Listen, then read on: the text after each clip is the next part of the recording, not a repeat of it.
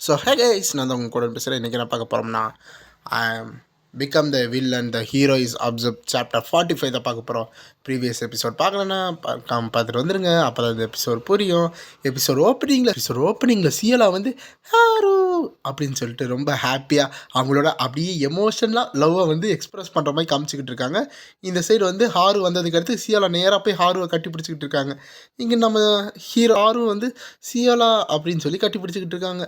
இந்த சைடு வந்து சியோல என்ன சொல்கிறாங்கன்னா, "ஹாரு, நீ இங்கே இருக்கிறனால இந்த நாளை ஸ்பெஷல் ஆக்கிறதுக்காக உனக்கு ஒரு ஸ்பெஷல் ட்ரீட் தரப்போகிறேன். இங்கே பார்த்தியா, என்கிட்ட வந்து மேங்கோ ஷேவ் பண்ண ஐஸ்கிரீம் உனக்காக வச்சுருக்கேன். இது உனக்கு ரொம்ப பிடிக்கும்ல." அப்படின்னு சியோலா வந்து எந்த பிரச்சனையும் மனசில் இல்லாமல் அப்படியே அமைதியாக, அதுவும் சியோலா மைண்டில் எதுவுமே இல்லாமல், அதாவது ஹாரு அந்த மாதிரி கோவப்பட்டாலும் அந்த மாதிரி எதுவுமே மைண்டில் வச்சுக்காம ரொம்ப நார்மலாக பேசுகிறாங்க. இதை பார்த்தோன்னா ஹாருக்கு சியோலா அப்படின்னு ஹாரு கூப்பிட்றாங்களா. சியோலா வந்து ஹாருவை பார்த்துட்டு, என்ன என்னாச்சு அப்படின்னு கேட்கும்போது ஹாரு வந்து என்னை என்னை என்னை மன்னிச்சிருங்க அப்படின்னு வந்து ஹாரு சொல்கிறாங்க. ஆமாம், அந்த புஷனில் ஏற்பட்டுச்சுல, நான் கூட கொஞ்சம் இதாக இருந்துட்டேன், என்னை மன்னிச்சிருங்க.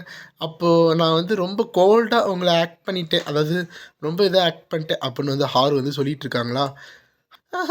ஓ ஹாரு, நீ அந்த மேலே தப்பாக நினச்சிக்காத, அதெல்லாம் ஒன்றும் கிடையாது. அது போக அந்த இடத்துல யாராக இருந்தாலும் அப்படி தான் ரியாக்ட் பண்ணியிருப்பாங்க. ஏன் நாங்கள் கூட அங்கே இருந்தால் மேபி அப்படி ரியாக்ட் பண்ணியிருக்கலாம் அப்படின்னு வந்து சியோலா வந்து சொல்லிக்கிட்டு இருக்காங்க. அதாவது ஹாருக்கு சப்போர்ட் பண்ணிக்கிட்டு இருக்காங்க. நீங்களும் அப்படி தான் பண்ணியிருப்பீங்களா அப்படின்னு ஹாரு கேட்குறாங்களா. இந்த அப்போது இந்த கான்வர்சேஷன் முடிஞ்சதுக்கு அடுத்து ஒரு இருட்டான இடத்துல நம்ம சியோலா வந்து ஒயின் குடிச்சிக்கிட்டு இருக்காங்க. அப்போ அந்த இடத்துல வந்து பார்த்தோம்னா சியோலா ஏதோ யோசிச்சுக்கிட்டு இருக்காங்க. பின்னாடி பார்த்தா ஹாரு நல்லா தூங்கிட்டு இருக்காங்க அப்படின்னு. இந்த சைடு சியோலா என்ன யோசிக்கிறாங்கன்னா, அவன் ஈகோஸ்ட் என்ன தான் சொன்னான்னு புரியல, அது இன்னும் என் மனசில் குறைஞ்சிக்கிட்டே இருக்குது.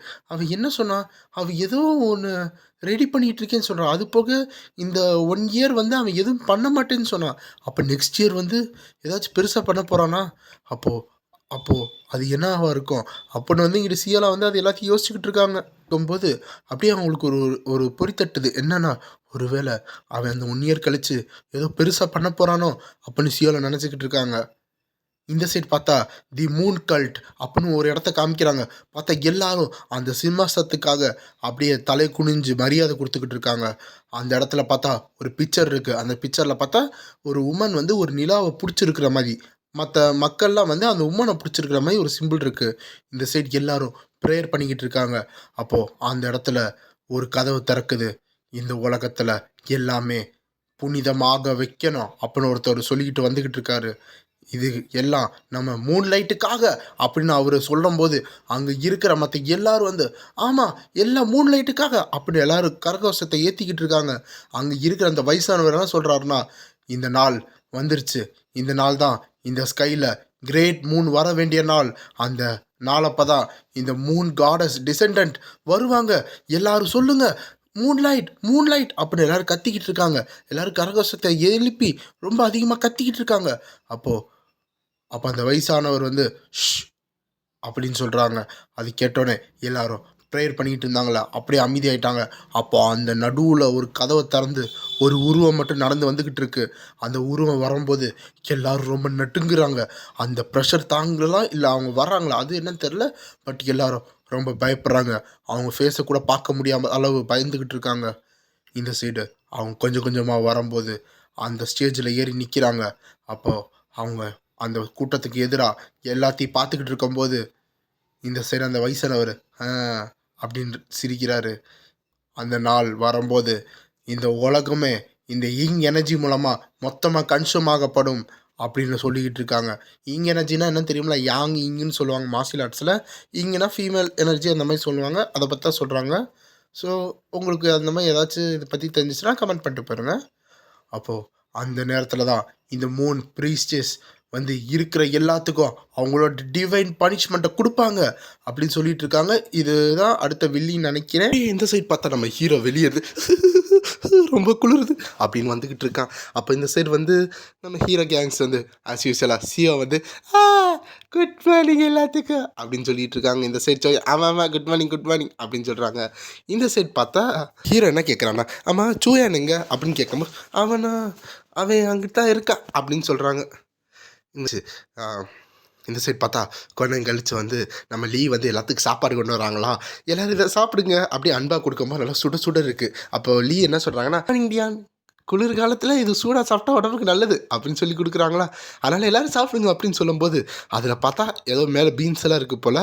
இங்கே நம்ம சியோ வந்து என்ன பண்ணுறான்னா அந்த பீன்ஸ் எல்லாம் எடுத்து ஓரமாக வச்சுக்கிட்டு இருக்கா அப்படியே சைலண்ட்டாக. இதெல்லாம் யார் சாப்பிடுவான்னு இந்த சைடு சோய்க்கு என்னடா இது அப்படின்னு பார்த்துக்கிட்டு இருக்காங்க.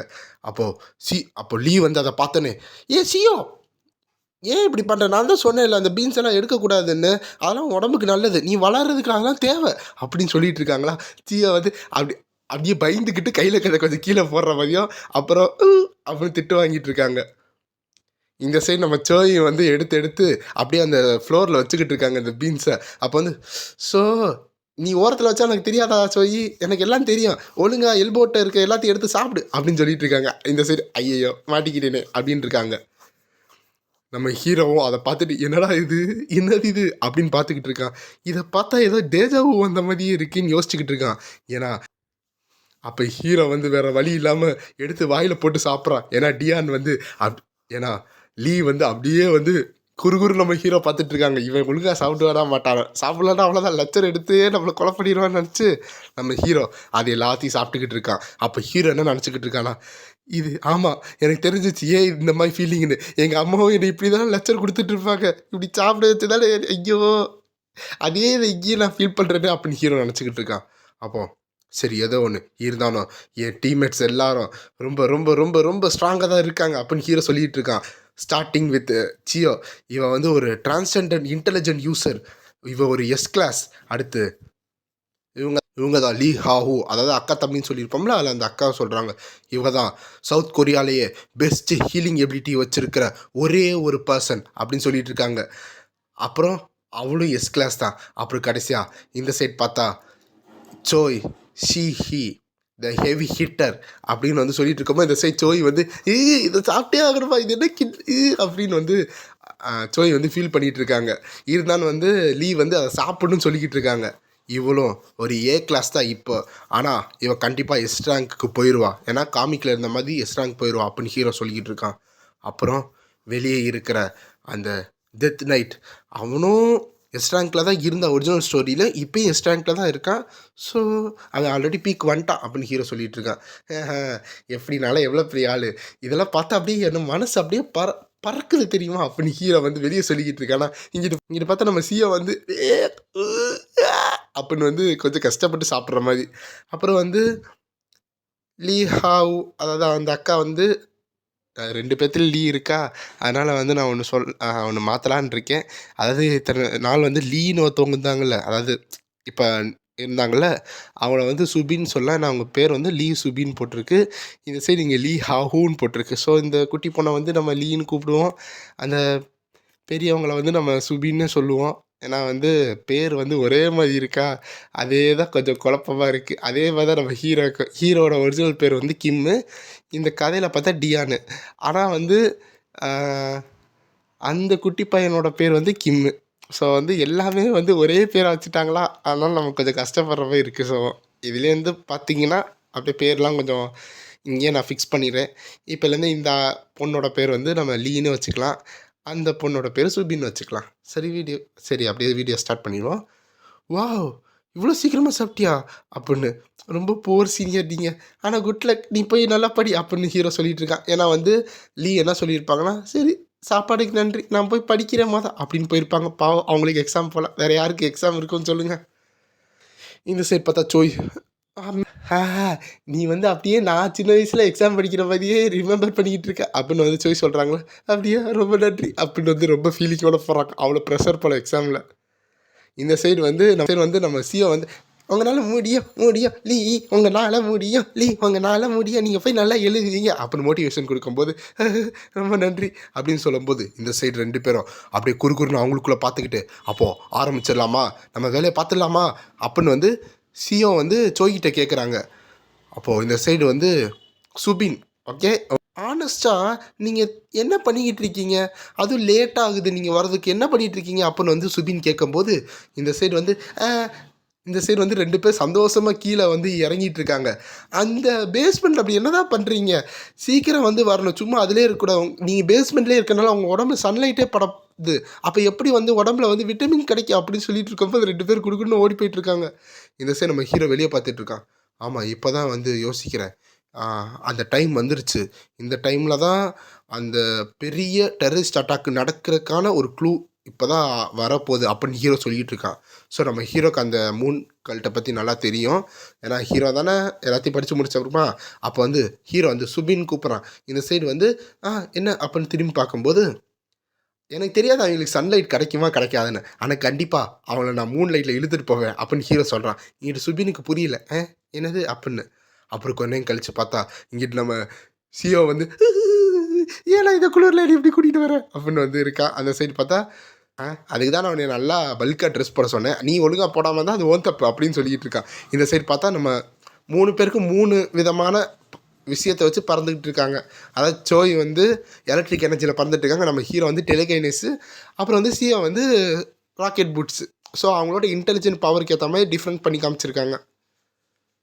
அப்போ சோய் வந்து ஆமாம் எதுக்காக இந்த ராத்திரி நேரத்தில் இந்த மாதிரி ஸ்கை லைட்டை பார்க்குறக்கா கூப்பிட்ட அப்படின்னு வந்து சோய் கேட்குறாங்களா? இல்லை அப்படிலாம் ஒன்றும் இல்லை அப்படின்னு ஹீரோ சொல்கிறான். உங்களை இங்கே கூப்பிட்டது காரணமே நீங்கள் அந்த மூன்லைட் கல்ட்டை பற்றி கேள்விப்பட்டிருக்கீங்களா அப்படின்னு ஹீரோக்கு சொல்கிறானா? அப்புறம் 2 பேர் இருக்காங்களா? மூன் லைட்டு கல்ட்டா அப்படின்னு வந்து சோய் கேட்குறாங்க. அது என்ன ஏதாச்சும் ரிலீஜனா அப்படின்னு வந்து சிஓ கேட்குறாங்க.